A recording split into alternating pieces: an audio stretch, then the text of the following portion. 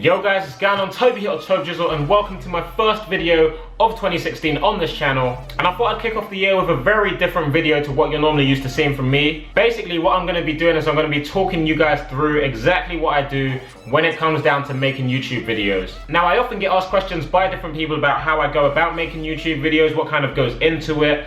And I basically thought this would be a good video for those of you guys looking to start up. And I've really wanted to do this video for quite a long time now. I said to Simon like 5-6 months back that I wanted to do this video. I never really got around to doing that. But before I get into it, I have to shout out XCXD, who also did a similar video. You can find his links in the description below. And yeah, now I'm going to show you guys exactly how I go about making YouTube videos. Right, so I'm not going to drag you guys through my entire setup again, as I've done a setup video not too long ago, which you can check out in the description below if you would like to see exactly what I have in my setup. And since that last setup video, not much has actually changed. In fact, there's only 2 things that I've added to my setup, which I'm going to show you now. Alright, so here is one of the newest additions to the setup. It is the new Elgato Gaming HD60 Pro that is actually plugged straight into my motherboard, and there's basically no lag whatsoever. So basically, as I see it happening on my TV screen, the exact same thing is happening on the Elgato Game Capture on my PC. So there's no lag in between it, so it's really good for streaming actually. That's why I got that, so shout out to Elgato for that. Links in the description. This is the camera which I currently use for face cam in videos.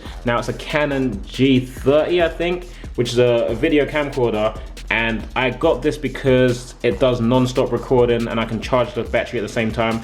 So there's none of this inconvenience of having to stop and start recordings when you run out of battery, or when, like, I don't know. There's basically, it's just a lot more convenient, okay? That's why I got it. So that's what I use for Facecam right now.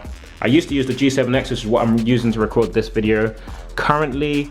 But yeah, that's the bad boy now. Okay, so when I'm recording videos, my setup generally looks like this. As you can see, there's the zero lag I was talking about, or next to nothing lag from the Elgato. I've got my lights to make sure the lighting quality is decent. I've got my Elgato software open on one screen, and then I have Audacity open on another screen. Elgato's to capture the gameplay, Audacity to capture the audio, which I record through my Rode Podcaster. And going back to the Elgato quickly, that is what I use to record gameplay from my consoles. If I'm recording anything directly on PC, then I'll generally use NVIDIA Shadow Play, which is this thing over here. It just allows me to capture whatever's on my screen at the time. But yeah, it's either that or Elgato. Okay? Okay. Alright, so shout out to Daniel One Piece, who's currently on camera duty. Daniel, say hey. Hello. And yeah, he's gonna hold the camera while I talk you guys through exactly what I do when I start recording the video. First things first, we've got to turn on that camera over there. Little flick of the switch. Oh, let's see it, and there we go. So I need to put the memory card in, this beauty. Just gonna pop it in the side. Okay, and then I've got my Elgato software here, which I'm gonna use to record gameplay, so I'll start recording on that. I'll start recording on Audacity as well, to capture audio, which is coming through this microphone here. And then I'd start recording on the camera too. So, actually, I've got a remote for this. Fancy. Bang. So now I've got my 3 sources recorded. I've got gameplay captured, audio captured, and visual captured. What I then want to do is sync everything up. So I'd sync up the visuals with the audio by clapping like a couple of times, makes it easier to sync with the peaks. And then I would sync up my gameplay with my audio and visual by, I don't know, doing a sequence of things. So I press the middle button and go maybe down, down, up, down, down, up. And that helps me get everything in sync, and you're gonna see exactly why that is important in a second. But that is how I'd start a recording sequence. I then go through, record the whole video, and that's basically all there is to that bit. So after I finish recording a video, the first thing I do is I transfer over my face cam footage from my camera using one of these. It's just a USB reader for the SD card, essentially. The SD card goes into the reader goes into the computer, and then I transfer over the files just like that. Also have to export the audio from Audacity, and then with Elgato it automatically exports the gameplay most of the time, so I don't have to worry about that. But yeah, once all the files are on the computer, the next task is to go into the editing software and sync everything up. Alright, so right now on screen you can see my 3 different folder locations. I've got one location which has all my face cam footage. I've got another location which has the audio, and then finally my Elgato location which has the gameplay. Now what I then do is I go to Sony Vegas down here, which is what I actually use to edit, and it's quite an expensive program, but if you can get it, it's definitely worth purchasing. Alright, so I'm going to go basically Blue Peter mode right now and show you one I've essentially made earlier.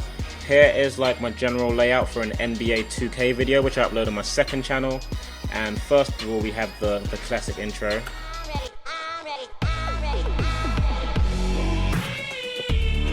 Yeah, basically that always just sits at the start of the project, and then down here is the intro music on an audio track, which is not intro music, the background music on an audio track, which is turned down a little bit, obviously because it's background music. But yeah, first thing I would do is I would drag in my face cam. So as you can see, one recording for NBA is split into what, 6 different files. It can't all fit into one, so it's split down into 6. And when you drag that in, it takes a while just to build the audio peaks for each like file, but it doesn't take too long. Like, it gets done pretty quickly. Usually while that's going on, what I would do is I'd disable resample. Now this is important because it stops your clips from becoming blurry when they're playing. It's usually more important in like fast moving clips, and not so much face cam, more so gameplay, especially at higher frame rates. I'd select all my clips, right click, go down to switches, and then select disable resample. And that should get rid of any blurry footage within my face cam. And once I've disabled resampled, what I then do is I resize my face cam to the actual size that is in videos. I have loads of templates saved for different like face cam positions and stuff like that. So yeah, face cam left is what I use for NBA videos most of the time, because it's on the left side of the screen, obviously. Pretty self-explanatory. And then I copy and paste all those attributes to the rest of my face cam footage. So a little paste event attribute should sort that all out. Now they are all the same position on screen. The next thing I do is I bring in the audio. So here's my audio footage for this NBA episode. Just drag it in. As you can see, it's got to build the peaks again, build the audio peaks, so I know where to sync things up. Claps make it really easy to sync up, like I showed you in the video. The claps at the start make it really easy to find those sync points. And then it's just a case of making sure that all the clips stay in sync. What you'll find is that when you're recording with certain cameras, the audio has a tendency to go out of sync very slightly. It doesn't matter too much if the video is short. For longer videos, you'll see it more significantly. So like every 2 clips, I like to recheck the sync position. So like here, for example. But yeah, now I've sliced my audio to match my face cam footage. What I then do is I group the tracks. Do that by selecting them all at once and then pressing G on my keyboard, and then like it becomes essentially like one clip, if you will. So I just do that with all the tracks. And then I get rid of the audio from my camera because it's usually quite echoey, picks up a lot of background noise, and instead I use the audio from my Rode Podcaster, which we recorded using Audacity. So yeah, I just get rid of that, and then I make the Audacity audio the new like main audio track for the face cam. Final addition to the footage is the gameplay, obviously, so I'm going to drag that in there. Once again, I have to disable resample again so we don't get the blurry like effect. In fact, I'm going to see if I can show you it. Anyway, can I show you it? Look how blurry that is on playback. Yeah, that's without it. Disable resampled. Once I disable resample it, so we go switches, disable resample. A lot sharper, a lot smoother. And most people don't tend to notice that difference unless like you know what disable resample is. You probably won't notice that in a video, but as you can see, it looks a lot sharper, a lot cleaner now. So yeah.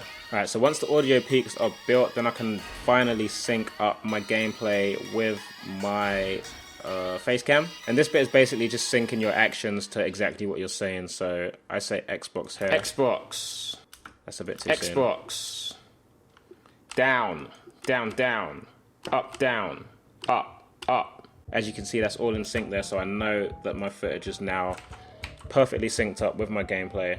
And then I can make the cuts accordingly again, and then group the tracks so they don't go out of sync accidentally at any point. I'm not telling you exactly what I'm doing because this isn't a tutorial, this is more like a run through. But yeah, now all the tracks are grouped individually, so they shouldn't go out of sync at any point. And then you're basically onto the main bit of editing, which is basically cutting down the footage, keeping the bits you want, cutting out the bits you don't want.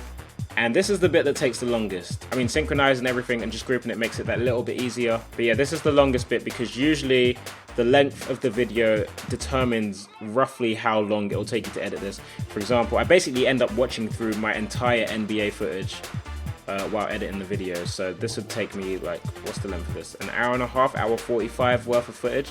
This would take me at least that to edit. Yeah, I just cut down, keep the bits I want, delete the bits I don't want. For the purpose of this video, I'm going to skip out editing this bit. I'm going to come back and edit it later. But I'm just quickly going to show you guys the final stage of the editing process. So as you can see on the screen here, my face cam has a little border right now, and that's because this track exists. If I zoom in, you can see that's my face cam. It's actually positioned in such a way, like, if I zoom out here, that's how it's positioned. It's very weird. If I go to the default position, it goes there, but I've got it set up so the pan and crop is put in a position where it just matches the border of my actual face cam.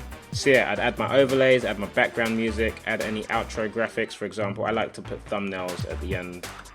Sometimes I put a little zoom effect on, using the keyframing method on Sony Vegas. There you go. That's basically how I make my outros. Classic second channel outro music playing there, phase me after takeoff. So if this was a completed video, I'd select my render region like so. Set the video to render by going File, Render As, 60 frames per second, let's go. And then bang, render. And usually depending on what quality you're rendering at, it'll take longer or shorter. Like the higher the quality, the longer the video will take to render. And obviously video length determines that as well. So for NBA videos, they can take a good hour to render sometimes longer, depending on what quality. If I'm rendering at 60 frames per second, a 30-minute NBA video might take me up to an hour 20 to render or something like that. So it can be quite mad. Okay, so that was me showing you how I'd edit a YouTube video in like as brief a format as I could possibly do without skipping out too much detail. Obviously I didn't edit the full NBA video because we would have been here for like an hour and a half, 2 hours, and I didn't want to make you guys sit through that. But I'm gonna have to go and edit that eventually anyway, so hopefully you guys got a bit of an insight into how I make YouTube videos and what goes into it. Obviously there's different kinds of videos that we make as well, and the format's different every time.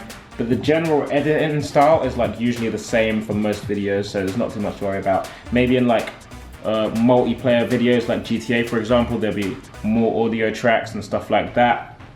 Football videos, there'll be more camera tracks to sync up and stuff like that. So like, it can get a little bit more complicated, but generally it's the same kind of process that we go through every time when editing videos. But hopefully you guys have got a little bit of an insight into what goes on behind the scenes while making videos. Hopefully this helps a couple of you guys who want to start YouTube. I just thought it'd be a good way to start the year by showing you guys exactly what I do. So yeah, hopefully you enjoyed the video. If you did, feel free to leave a like. If you didn't, hit the dislike button. Let me know why in the comments below so I can try and improve these videos, and I'll talk to you in a bizzle. Peace.